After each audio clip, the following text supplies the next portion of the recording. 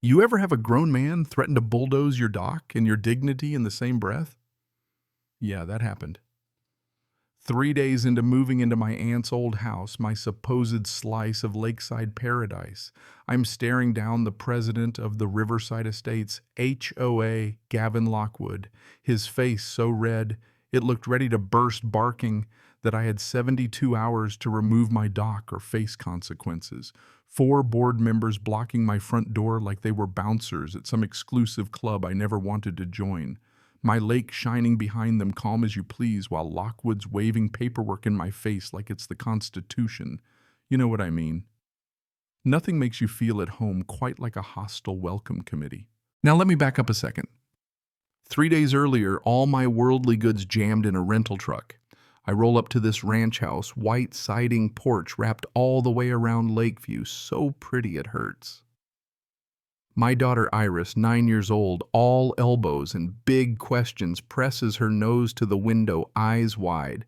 "That's our lake," she asks, and I say, "Yep, 4.2 acres. Ours. Place still smells like Aunt Beatrice dust and old perfume and those weird floral sachets." She left the house to me when the cancer finally took her. Been 8 months, and here we are in the land of diagonal mowed lawns and neighbors who eye you like you just tracked mud on their marble. I barely get the front door open when Mavis from next door shows up, steel gray hair casserole in hand and advice in her voice.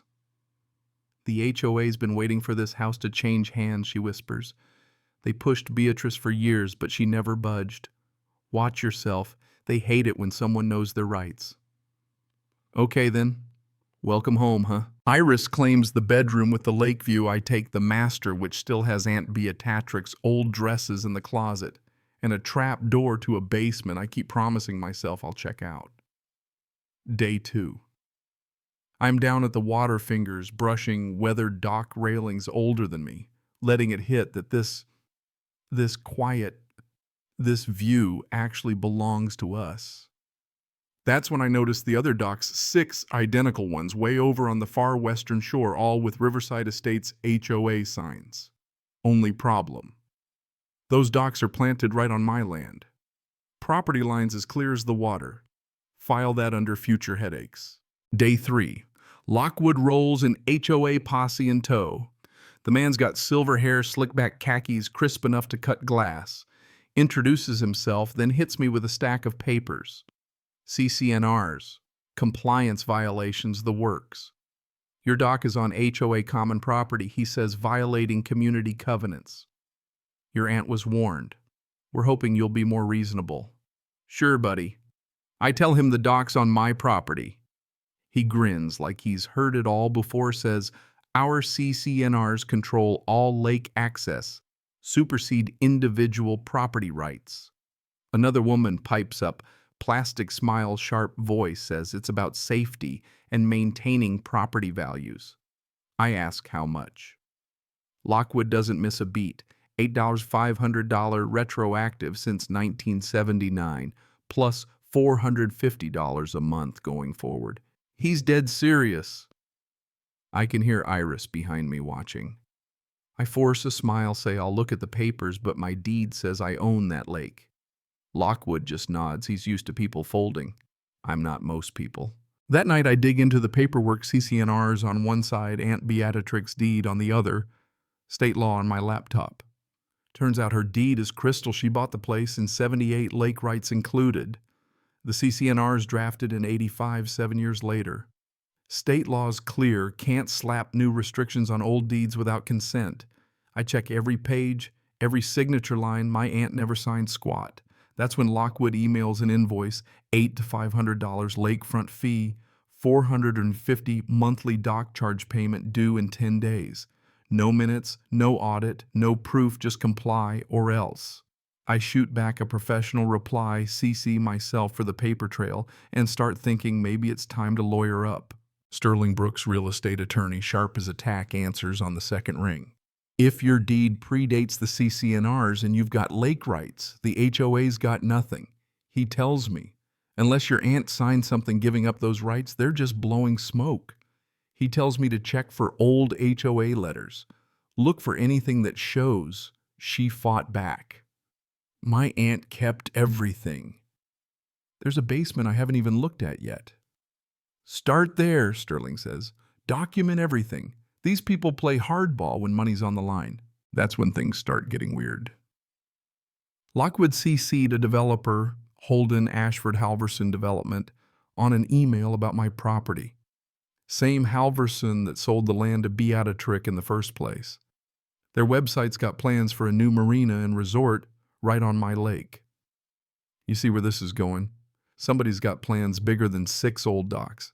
A few days later, I get an official county letter. Someone, I wonder who filed a complaint about my unpermitted structure. That's right, my dock. I've got 15 business days to prove it's legit or face fines and removal. Permits from 1981 buried somewhere in county records. Time to visit the basement. I crack the trapdoor, head down rickety stairs, flick on the single bulb. Boxes everywhere, taxes, medical maintenance, and a fireproof safe. Combos in Aunt Beatrick's handwriting tucked in an envelope marked with my name. Inside, the original deed survey maps and a fat stack of letters from the HOA going back decades. 1992. Join the HOA voluntarily. Aunt Beatrick, no thanks, property rights are clear. By 2000, they're threatening legal action. Her replies get shorter. Then 2019, her attorney writes Lockwood a cold, tight note. Any further harassment will result in legal action for emotional distress. No response. They left her alone until she was gone. Then they pounced on me. I scan everything, upload it, start digging through the Riverside Estates Facebook group. There it is. New owner refuses to pay fair share, claims he owns the whole lake, threatens neighborhood harmony. Comments are rough people calling me entitled and outsider. Mavis tries to defend me. 2 likes versus a dozen pitchforks. I screenshot it all, add it to my evidence pile. At the bottom of that safe, there's a note from Aunt Beatrice. If they push again, check dock easement records. I granted them access in '87. Revocable anytime. I spend days at the county recorders, pulling every document tied to Riverside Estates. There it is, an easement signed by my aunt, granting the HOA rights to build docks on a slice of shoreline, revocable on 90 days' notice. No fine print, no buyout. I could nuke every dock with a letter and a timer. But why are they pushing so hard? I checked property records, 7 houses, all lakefront, bought recently at a discount, all by Halverson Development. If I pull that easement, those properties are worthless for development. I call Sterling. He's quiet, then says, if Lockwood's got a side deal with Halverson, that's a conflict of interest, maybe fraud. But you need more bank records, contracts, proof this isn't just business as usual. I keep digging. Then a letter lands, fancy law firm, certified mail. Remove dock pay, $45,000, respond in 10 days or we sue. The intimidation ramps up, neighbors shun me. Someone points a camera at Iris and me while we're at the lake. That night, a car sits outside my house for 5 minutes, high beams burning through the windows. I record the whole thing, install security cameras, tell myself not to blink first. Mavis lets me in, tells me the board's done this before, scare people out, buy the house through a shell, flip it for profit. Not this time. Days later, an anonymous email lands in my inbox, a chain of internal HOA emails, including a message from Shelby Fenwick. We can't let people like him think they can disregard our traditions.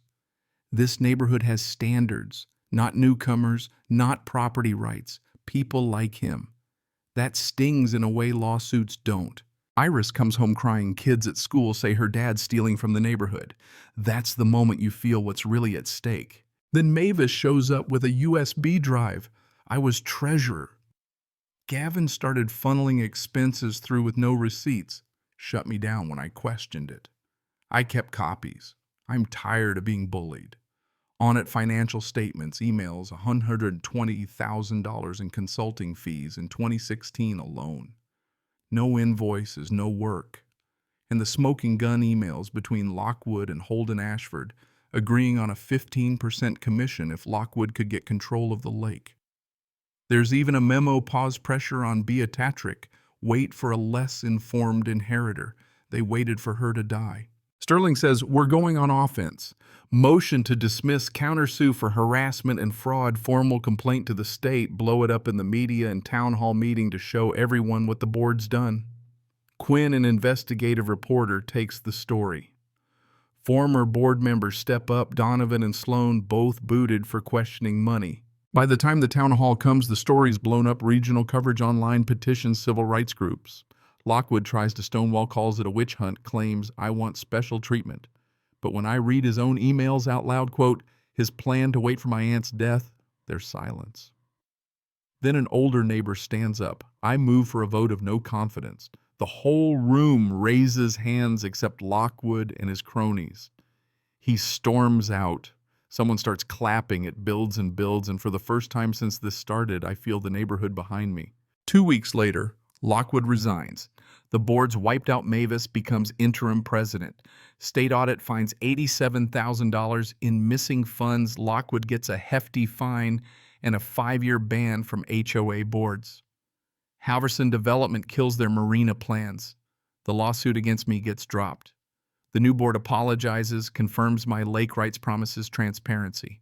We throw a fishing day, 30 neighbors show up.